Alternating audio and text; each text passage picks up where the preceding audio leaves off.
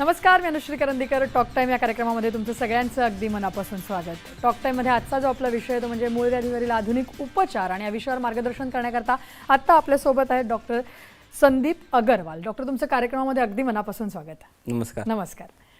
तर प्रेक्षक, आजचा जो आपला विषय तो समजून घेतला असेल आपण. मूळ व्याधीवरती आधुनिक उपचार नेमके काय आहेत, ते कशा प्रकारे करता येतात, त्या अनुषंगाने तुम्हाला पेशंट म्हणून नेमकं कशा प्रकारे अप्रोच व्हायचा या संपूर्ण अनुषंगाने आपल्याला डॉक्टर आपले मार्गदर्शन करणार आहेत. परंतु त्याआधी आपण डॉक्टरांची थोडक्यात ओळख करून घेणार आहोत. आपल्यासोबत आहेत डॉक्टर संदीप अगरवाल. हे स्वतः MBBS MS जनरल सर्जन आहेत. त्यांचं वैद्यकीय शिक्षण मिरज येथील मेडिकल कॉलेजमध्ये झालेलं आहे. डॉक्टर संदीप अगरवाल हे महाराष्ट्रातीलच नव्हे तर भारतातील प्रसिद्ध पाईल्स सर्जन आहेत. त्यांनी पश्चिम भारतात सर्वप्रथम पाईल्स फिस्टुला या आजारांवरती बीम या टेक्नॉलॉजीद्वारे क्रांती घडवून आणली आहे. त्याचबरोबर त्यांना या क्षेत्रातला अनेक वर्षांचा आणि खूप मोठा अनुभव आहे. त्यांच्या या कामगिरीसाठी त्यांना अनेक पुरस्कारांनी आत्तापर्यंत सन्मानित करण्यात आलं आहे, ज्यामध्ये award for excellence in best चिकित्सक ॲट न्यू दिल्ली, तसंच हेल्थकेअर एक्सलन्स अवॉर्ड पुण्याचे खासदार माननीय गिरीशजी बापट सर व महाराष्ट्र गौरव पुरस्कार for healthcare excellence in surgery हा माननीय नितीनजी गडकरी साहेब यांच्या हस्ते मुंबईमध्ये प्रदान करण्यात आलेला आहे. तर प्रेक्षक, आजचा विषय पुन्हा एकदा समजून घ्या. आजचा आपला विषय तो म्हणजे मूळ व्याधीवरील आधुनिक उपचार. आपण थेट डॉक्टरांकडे जाऊया आणि आजच्या विषयाला सुरुवात करूया. डॉक्टर, अत्यंत महत्त्वाचा विषय आणि तुमचा खूप अनुभव आहे या क्षेत्रामधला. अनेक पेशंट्स आत्तापर्यंत आपण हाताळलेले आहेत आणि खूप यशस्वी सर्जरीज आपण केलेल्या आहेत. तर त्या अनुषंगाने आपण बोलणारच आहोत. परंतु सगळ्यात प्रथम कॉमनली जो लोकांना प्रश्न पडतो तो मी तुम्हाला विचारते. तो म्हणजे आता गुदद्वारातले हे सगळे आजार जर का बघितले आपण, की आता फिशर मूळव्याध असेल, भगंदर असेल किंवा फिस्टुला, ह्याच्यामध्ये नेमका फरक काय असतो? सामान्य जनतेला गुरुद्वारे भागीचे जे काही आजार आहेत त्यांना सगळ्यांना सगळ्या आजारांचा एकच निदान असतो, तो असतो मूळव्याध. राईट. किंवा एकच निदान असतो, तो असतो फिशर. किंवा एकच निदान असतो, तो असतो भगंदर. तो ह्या सगळ्या गोष्टींमध्ये आपल्याला फरक जाणून घेणं गरजेचं आहे, कारण की सगळ्यांची लक्षणं वेगळी आहेत आणि सगळ्यांची ट्रीटमेंट सुद्धा वेगळी आहेत. म्हणून मूळव्याध म्हणजे काय असतं? मूळव्याधला आपण इंग्लिशमध्ये पाईल्स म्हणतो, हिमोरॉइड्स म्हणतो. तर हिमोरॉइड्स म्हणजे हिमा म्हणजे रक्त, रॉइड्स म्हणजे वाहने, म्हणजे रक्त गुरुद्वारे भागे वाहने, त्याला आपण हिमोरॉइड्स म्हणणार. पाईल्स म्हणजे एखादा बोळा गुरुद्वारे भागी समजा तयार झाला, चुंबुळ तयार झाला, त्याला पाईल्स आपण असं म्हणतो. तिसरी गोष्ट म्हणजे मूळव्याध मध्ये काय असतं की मूळव्याध मध्ये गुरुद्वारे भागी जी नसा असतात, जेव्हा त्यांची व्याधी होते त्याला आपण मूळ व्याध असं म्हणतो. आता दुसरा जो आपला महत्वाचा जो प्रश्न होता तो होता फिशर. फिशर म्हणजे जसं आपल्या पायांना भेगा पडतात, सेम तसेच जर का भेगा गुरुद्वारे भागी जर का पडलं, एक चीर पडली, त्याला आपण फिशर असं म्हणणार. तिसरा जो एंटिटी आपण म्हटलेला आहे तो भगंदर आहे. भगंदर फिस्टुला. फिस्टुलामध्ये गुरुद्वारे भागी काहीही त्रास नसतो. त्याच्या आजूबाजूच्या शेजारची जी जागा असते 2 सेंटीमीटर ते 10 सेंटीमीटरच्या दरम्यान, त्या जागेमध्ये एखादा छोटासा बेंड किंवा करट एक तयार होतो. त्या बेंडमधनं कायम पस येतो. त्या पसमधनं मग पस जर का तो पूर्णपणे क्लिअर झाला की मग पेशंटला बरं वाटतो. तर मग फिस्टुलामध्ये फक्त एक गुरुद्वारे भागी काही त्रास नसतो, पण आजूबाजूला एक बेंड येतो. तो दर महिन्याला 2 महिन्याला एकदा पेशंटला येतो आणि तो फुटला की त्याला बरं वाटतं. अच्छा, म्हणजे तुम्ही प्रामुख्याने या तिन्ही गोष्टींमधला फरक समजून सांगितले. कारण जसं तुम्ही मगाशी मेन्शन केलं की प्रत्येक जण स्वतःच ट्रॅक करतो की आपल्याला काय झालेलं आहे, तर त्या दृष्टिकोनातून डॉक्टरांकडे जाणं खरं तर गरजेचं आहे. परंतु मग त्याकरता आपल्याला लक्षणं समजून घेणं गरजेचं आहे. तर एक्झॅक्टली याची लक्षणं काय असतात आणि कारणं जे आहेत ती नेमकी काय असू शकतात, त्याविषयी काय? कारणं जे आहेत ते सगळ्यांचं तुम्ही कॉमन कारणं जे आहेत की जे अपचन राहणे, झोप नाही व्यवस्थित राहणे, फास्ट फूडकडे आपण जास्त लक्ष देणे, सिडेंटरी लाईफस्टाईल म्हणजे हालचाल जे असते किंवा एक्सरसाइज वगैरे आपण त्याच्यावरती दुर्लक्ष करतो. जेवण जो आहे तो व्यवस्थित टाईमवर नाही करत. मग ह्या सगळ्या गोष्टीमुळे पेशंटला थोड्या दिवसानंतर बद्धकोष्ठता असं निर्माण होते.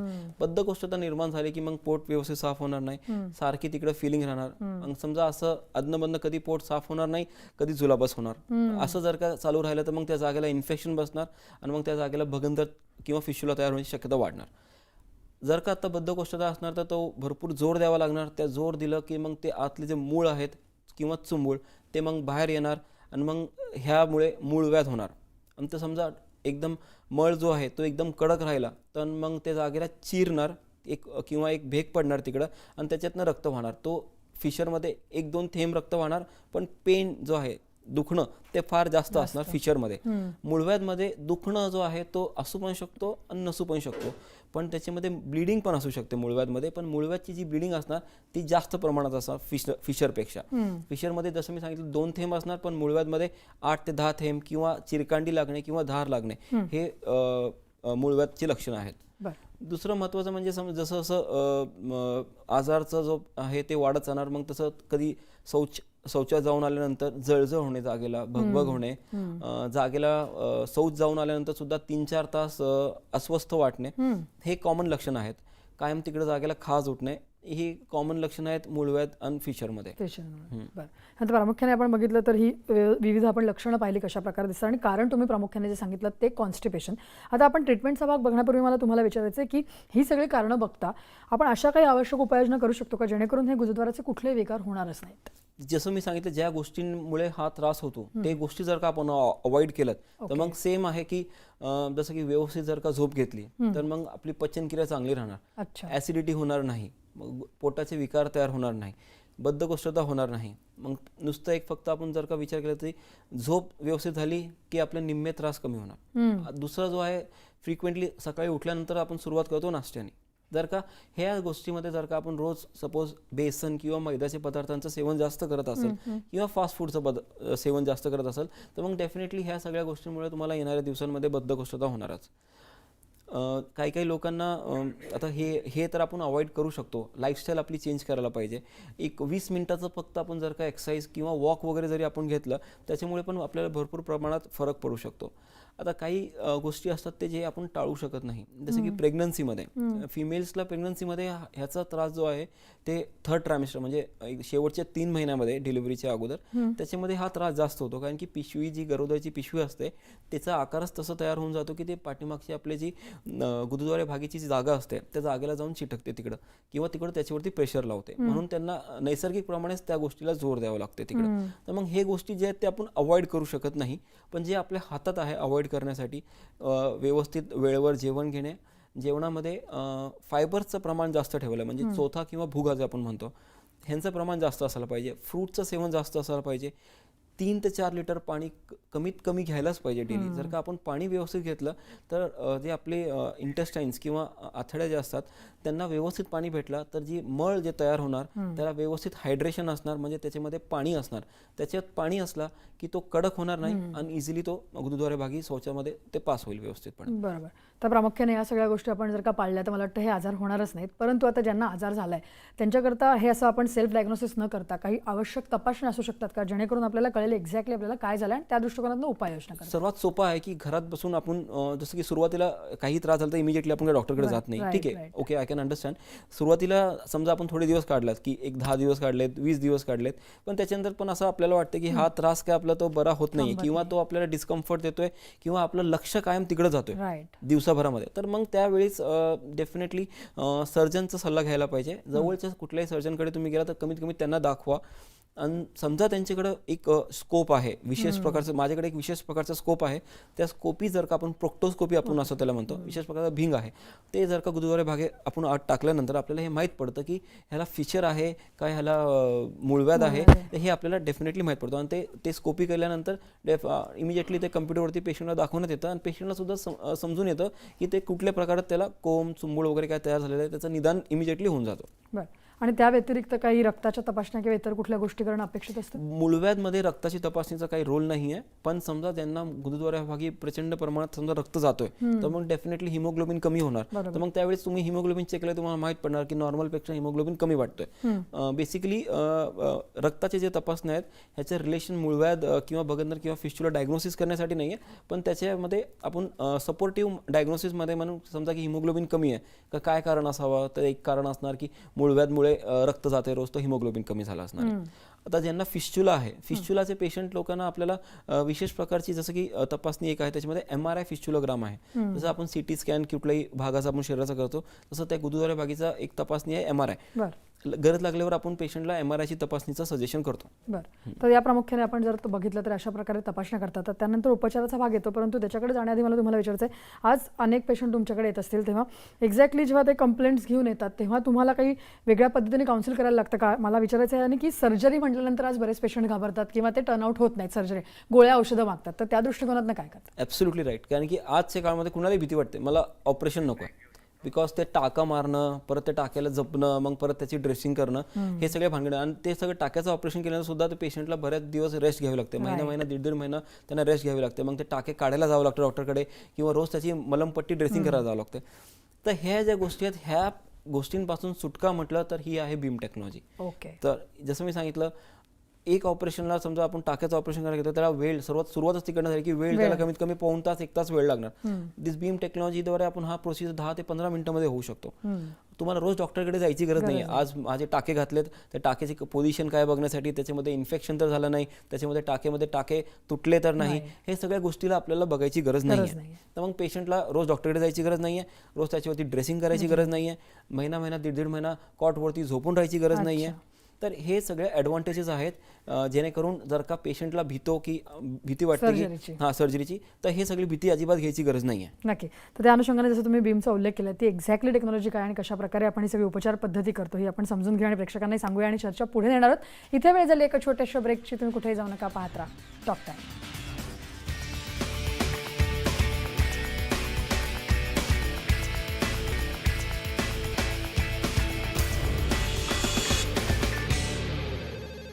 ब्रेकनंतर टॉक टाईममध्ये तुमचं सगळ्यांचं पुन्हा एकदा स्वागत. आपण बोलतोय मूळव्याधीवरील अत्याधुनिक उपचार या विषयाने आपल्याला मार्गदर्शन करतात डॉक्टर संदीप अगरवाल.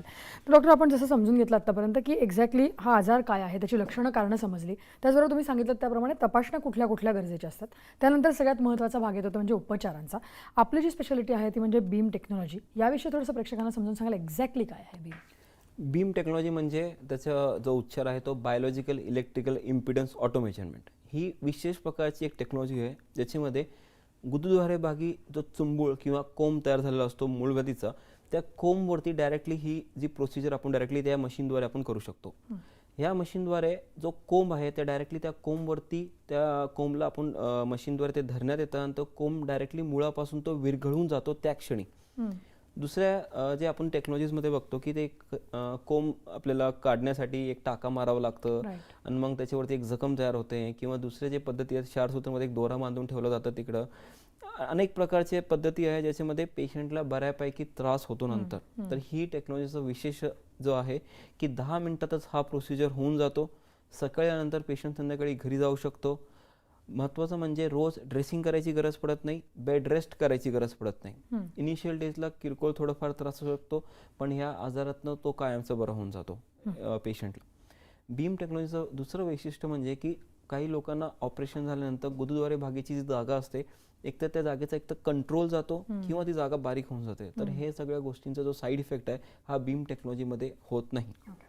नक्की. म्हणजे जसं आपण बघितलं तसं, पण दुसरा एक महत्त्वाचा मुद्दा पेशंटच्या डोक्यात असतो तो म्हणजे एकदा ऑपरेशन झाल्यानंतर परत आपल्याला हा आजार होईल का, किंवा रिकरन्सचा मुद्दा. तर तो इथे काही दिसून येतो ते प्रॉब्लेम? जसं मी सांगितलं, कुठलाही जर का आजार असला, जर का तुम्ही त्याला मूळपासून किंवा रूट कॉजपासून जर का तुम्ही त्याला नष्ट करणार असाल तर तो परत उद्भवू शकत नाही. दुसऱ्या टेक्नॉलॉजीमध्ये सांगितलं की समजा टाक्याचं एक ऑपरेशन करायचं आहे, जर का जो चुंबूळ किंवा कोंब जर का तो मूळपासून क्लिअर झाला नाही तर पेशंटला थोडे दिवसानंतर किंवा 6 महिने वर्षभरानंतर असं वाटतं की परत त्या जागी तो उद्भवलेला आहे. तो परत उद्भवत नाही, कारण की तो त्याचा थोडासा जो भाग आहे तोच राहिलेला असतो. म्हणून तो रिकरन्स पण नाही, मुळातच तो आजार पूर्णपणे बरा झाला नाही, म्हणून पेशंटला असं वाटतं की परत आला तो. तर जर का हा कोंब बीम टेक्नॉलॉजीद्वारे मूळपासूनच आपण त्याला नष्ट करणार तर तो परत येण्याची शक्यता नाही आहे त्याच्यामध्ये. नक्की. आणखीन एक महत्त्वाचा भाग म्हणजे बऱ्याच वेळेला आता आपल्याकडे जेव्हा पेशंट असतात तेव्हा इतरही आजार त्यांना असतात, जसं की आपण डायबिटीस म्हणूया किंवा हाय ब्लड प्रेशर म्हणूया. असे पेशंट जेव्हा तुमच्याकडे येतात तेव्हा मग कुठेतरी एक प्रश्न असतो की मग आपण ह्या सर्जरीज या आजारांबरोबर सुद्धा करू शकतो का? तर त्याविषयी काय? डेफिनेटली आपण ह्या आजारांवरती ह्या प्रोसिजर आपण वापरू शकतो. महत्त्वाचं म्हणजे काय आहे की डायबिटीसच्या लोकांचं आपण जर का बघितलं असं की त्यांचं शुगर लेवल वाढलेली असते आणि त्यांच्यामध्ये कुठलाही प्रोसिजर समजा केलं तर त्यांची जखम भरून येत नाही. म्हणजे सगळ्यांना ही भीती असते, टाका मारलं तरी टाकामध्ये इन्फेक्शन होणार, पीप होणार, ते सगळ्या गोष्टी बीम टेक्नॉलॉजीद्वारे होणार नाही. 10 मिनिटातच फक्त प्रोसिजर होणार आणि तिकडे काही उघडी जखम काही होत नाही, म्हणून इन्फेक्शन होण्याची शक्यता नाही आहे त्याच्यामध्ये. दुसरे जे आहेत ज्यांना हृदयाचे विकार आहे किंवा एंजिओप्लास्टी झाली आहे किंवा बायपास झालेली आहे किंवा मेंदूचा काही आजार आहे किंवा पॅरालिसिस कधी येऊन गेलेला आहे, त्यांच्यासाठी सुद्धा ही टेक्नॉलॉजी एकदम उपयोगी आहे. कारण की 10 मिनिटातच आपण जर का प्रोसिजर संपून जाणार असेल तर जो भूल जो आपण देतो पेशंटला, तर भूलमध्ये पण त्यांना पेशंटला जास्त वेळ भूलमध्ये राहायची गरज पडत नाही आणि लवकर प्रोसिजर संपून पेशंट ऑपरेशन थिएटरमधून बाहेर येतो. नक्की. जसं हे महत्त्वाचे फायदे आहेत तसं बऱ्याच वेळेला असं आपण म्हणतो की सर्जरी झाल्यानंतर खूप गोष्टींची काळजी घ्यायला लागते. बऱ्याच वेळेला आपल्याला 4-5 दिवस पूर्णपणे बेड रेस्ट सांगितली जाते कुठल्या इतर सर्जरीजमध्ये, किंवा लोकांच्या मनात त्या शंका असतात की एकदा आपलं ऑपरेशन झाल्यानंतर सुद्धा खूप गोष्टींची काळजी घ्यायला लागते. तर इथे आपण बीम वापरल्यानंतर सुद्धा असं काही करायला लागतं? गोष्टींची काळजी म्हणजे प्रोसिजर झाल्यानंतर कसं असतं की इनिशियल डेजला आपण काही गोष्टींचे पथ्य असतात, जसे की डाएटमध्ये आपण सांगतो तिखट नाही खाणे, नॉनव्हेज नाही खाणे, तळलेलं नाही खाणे, हे सुरुवातीला 20-25 दिवस असणार. म्हणजे हे काय मेजर गोष्ट नाहीये. आता आम्ही सांगणार की ऑपरेशन नंतर की तुम्ही 3-4 लिटर पाणी प्या, तर ही पथ्य नाही म्हणायचं याला, हे this is requirement of the body. म्हणजे हे असेच प्रकारचे किरकोळ गोष्टी असतात, ते ऑपरेशन नंतर सुद्धा आपल्याला थोडे दिवस पाळावे लागतात. हे सुरुवातीला थोडे दिवस गेल्यानंतर पेशंटला आम्ही नॉनव्हेजचं सेवन सुद्धा करा, नॉर्मल जे आपण तिखट वगैरे खातो ते पण चालू करून देतो पेशंटला. म्हणून असं विशेष काय पथ्य नसणार आहे. विशेष पथ्य नाही. परंतु जसं मी म्हटलं तसं की बेड रेस्ट किंवा असं काही करणं अपेक्षित आहे? अजिबात बेड रेस्टची गरज पडत नाही. पेशंटला आम्ही मोटिवेट करतो, 3rd डे 4th डे पासून तुम्ही मॉर्निंग वॉकला जावा. तर म्हणून जसं मी सांगितलं की बेड रेस्टची गरज पडत नाही, ॲब्सोल्युटली गरज नाही आहे प्रोसिजर नंतर बेड रेस्टची. नक्की. म्हणजे थोडक्यात आपण बीम ही काय टेक्नॉलॉजी ती समजून घेतली आणि त्याचे फायदेही समजून घेतलेले आहेत. तर डॉक्टर, त्या अनुषंगाने आपण चर्चा पुढे नेणार आहोत. इथे वेळ झाली एका छोट्याशा ब्रेकची. तुम्ही कुठे जाऊ नका, पाहत राहा डॉक्टर.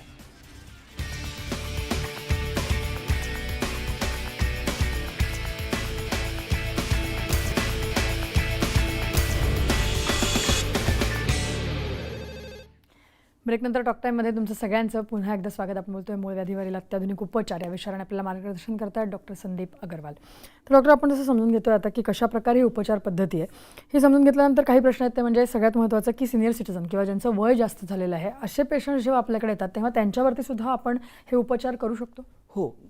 जसं की लोकांमध्ये एक भीती असते की आता माझं वय 70 झालं, 75 झालं, तर मग ऑपरेशन करून पण काय उपयोग नाही, या वयामध्ये मला सोसणार का नाही.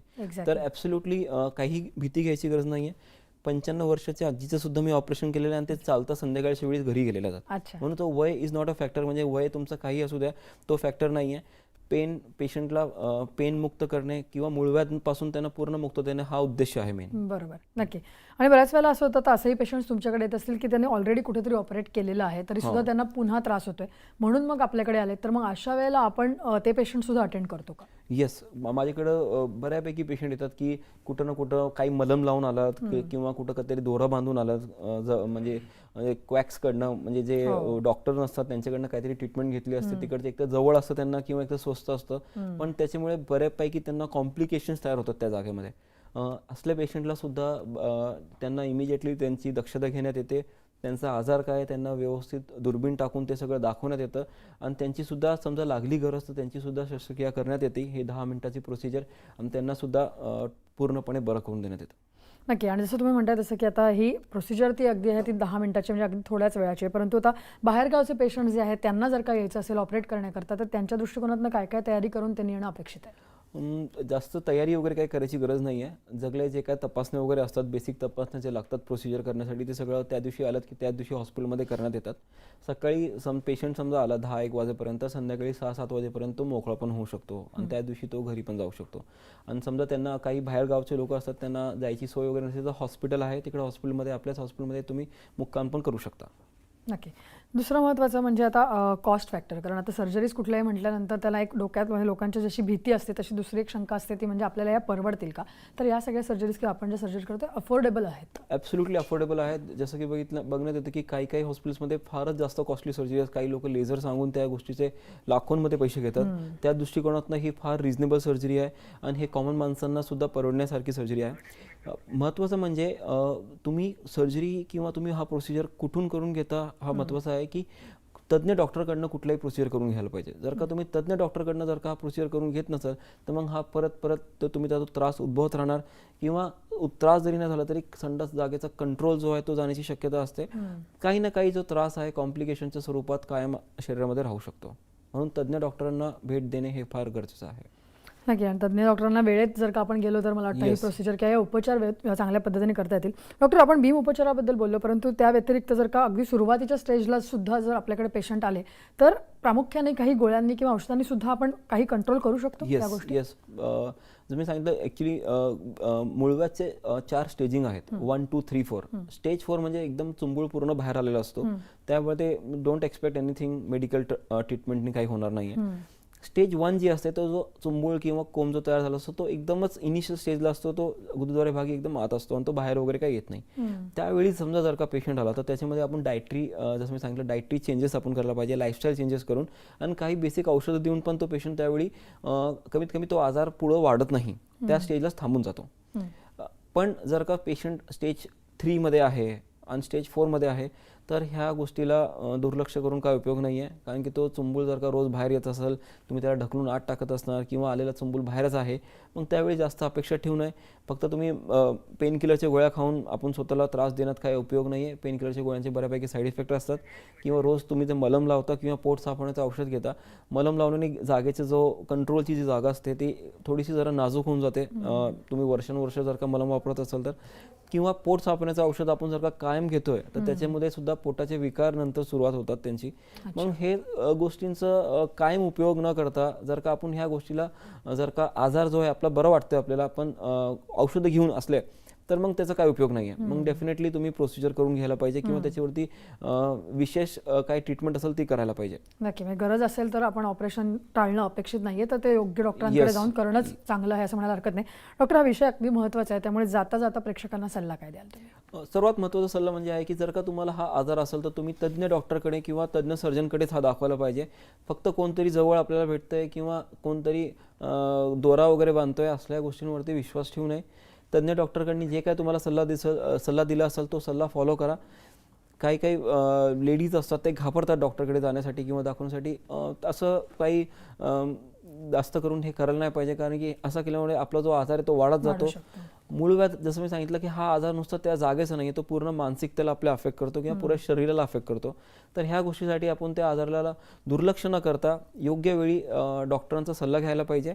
आणि ज्यांना चुंबूळ किंवा कोंब तो एकदम अगदी बाहेरच आहे त्यांनी वेळ न लावता त्याच्यावरती उपचार करून घ्यायला पाहिजे, जेणेकरून आपली येणारा जो आपलं आयुष्य आहे तो फार सुंदर आहे आणि त्याचा आपण आनंद घेऊ शकतो. नाही तर पूर्ण सकाळ ते संध्याकाळ रात्रपर्यंत नुसतं आपण हेच विचार करण्यात जातो की आज आपण काय करायला पाहिजे जेणेकरून मला बरं वाटणार. खरं खरं.